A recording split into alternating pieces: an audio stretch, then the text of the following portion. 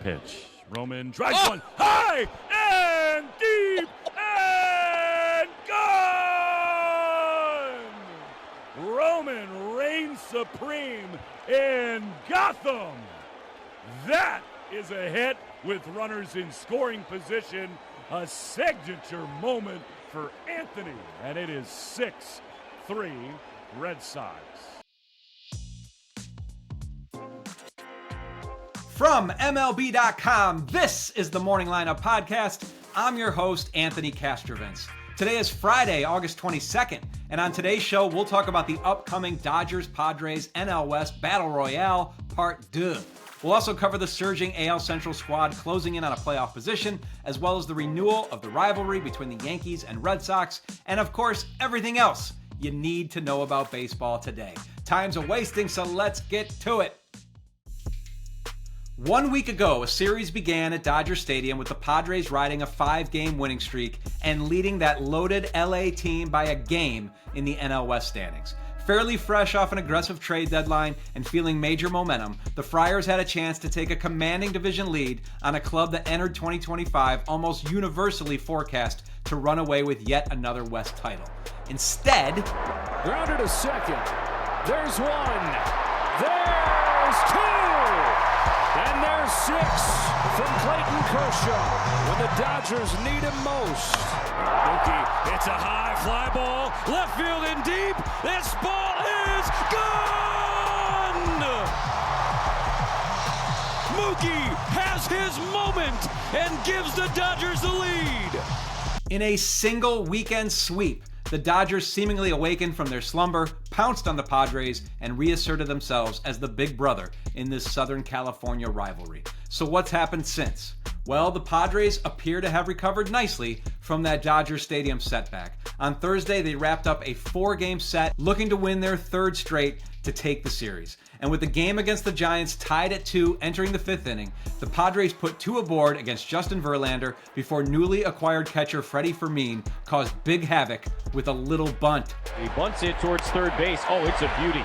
Picked up by Schmidt. Throw to first is wide, and it goes up the line. Laureano's on his way home, and the Padres take the lead. Now a little bit of a bobble in right by Matos, and Cronenworth will score. Oh, boy. 2 different errors on a bunt by Fermin. Later that same inning, it was Manny Machado up with 2 runners in scoring position and causing giant pain.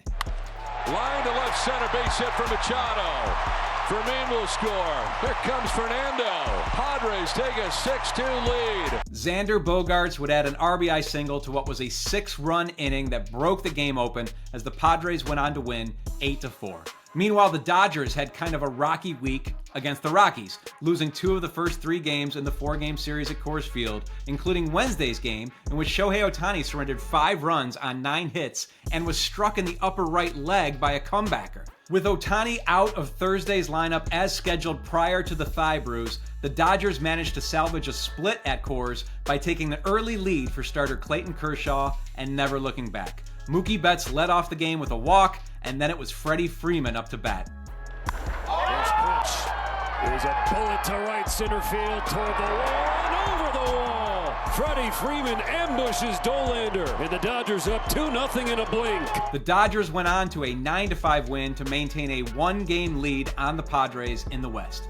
So what do you say we do this again? The Dodgers and Padres will reunite for another weekend series, this time at Petco Park. It begins tonight at 9:40 Eastern Time, 6:40 local, when a pair of former rotation mates, Blake Snell and Yu Darvish, square off. Ohtani is expected to be back in the Dodgers lineup, while a Padres team with one of the top 3 home records in all of MLB will seek a measure of revenge and redemption, and oh yeah, the NL West lead too. To a great rivalry, we add a great nickname. Prior to the opener of their 4-game set at Yankee Stadium on Thursday night, the Red Sox called up power-hitting outfielder Yostinson Garcia, the number 77 prospect in the game per MLB Pipeline.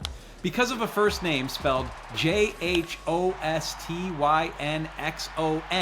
Garcia is known as the Password.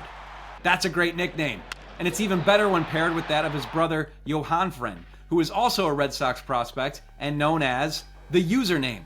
Anyway, the Red Sox did not enter the password in Thursday's game, but they did have the answers in the Bronx, thanks in large part to another recent Red Sox top prospect who has quickly turned into an MLB star. Roman Anthony might have a tough time overtaking the A's Nick Kurtz in the Rookie of the Year running, but he's given the Red Sox a huge boost since his early June promotion. And in his first exposure to Yankee Stadium, he took well to the limelight. It was 3-2 Yankees in the 6th when Anthony came to bat with 2 aboard against Camilo Doval. 1-0 to Roman is grounded on the left side, through into the outfield, a base hit. Roman, his first RBI at Yankee Stadium, ties the game at 3. Boston took a 4-3 lead the following inning on an RBI double from recently signed first baseman Nathaniel Lowe. And when Anthony came up against Yerry De Los Santos with a runner aboard in the 9th, he left nothing to doubt. High fly ball to deep right field and a no-doubter from Roman Anthony. In his first game at Yankee Stadium, he finds the second deck. A 2-run bomb. A signature moment for Anthony, and it is 6-3 Red Sox. Anthony's 5th career home run broke it open as the Sox prevailed 6-3. For Red Sox fans, it was the Roman Empire quieting the evil empire as Boston pulled within a half game of the Yanks for the top spot in the AL wildcard race. Coming up, the Pasquatch cometh, and he might be powering an AL Central club to a playoff spot. That's after the break. 1 year ago, as of this exact date, the Tigers were 3 games under 500 and 9 games back of an AL wildcard spot. And we all know what happened there, with the Tigers roaring their way to the division series. We might have another AL Central surger on our hands this season. The Royals were a season-worst 7 games under 500 as recently as the morning of July 3rd. But in the time since, they've been one of the hottest teams in all of MLB. The Royals made a few go-for-it moves at the trade deadline and have been supporting their terrific pitching staff with some booming bats of late. No one has been booming quite like the Pasquatch, first baseman Vinny Pasquantino. He entered Thursday having been delivering that Paisan power with homers in 3 straight games against the Rangers. And with the series finale tied at 4 in the 5th inning, Pasquatch kept that run going. Vinny, deep to right field, and the Royals regain the lead. This was Vinny P's 26th homer of the year and his 15th that gave the Royals a lead. This was a lead they would not relinquish in a 6-4 win. The Brewers capped a marathon 5-game series with the rival Cubs by winning 4-1 behind a 2-run homer from Bryce Terang and Trevor McGill's 30th save of the season. With that, the Brew Crew became the first team to 80 wins this year. James Wood hit his 26th homer of the season as the Nationals blasted the Mets 9-3 at Nats Park to take the 3-game series. Tyler Soderstrom went 4 for 4 and extended his career-best hitting streak to 19 games as the A's completed a 3-game sweep of the Twins at Target Field with an 8-3 victory. Hey, remember Craig Kimbrell? 9-time All-Star, 440 career saves, possible future Hall of Famer? He's back! After a very brief reunion with the Braves earlier this season, brief as in a single scoreless inning before he was designated for assignment, Kimbrell and his sparkling 0.00 2025 ERA are re-emerging with the Astros, who have reportedly signed him to a major league deal. He's expected to join the team in Baltimore this weekend, where the Astros beat the O's 7-2 on Thursday.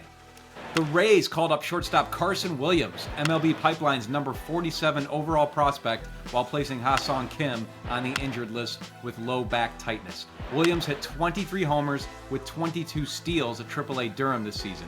He did not play in the Rays' 7-4 home loss to the Cardinals.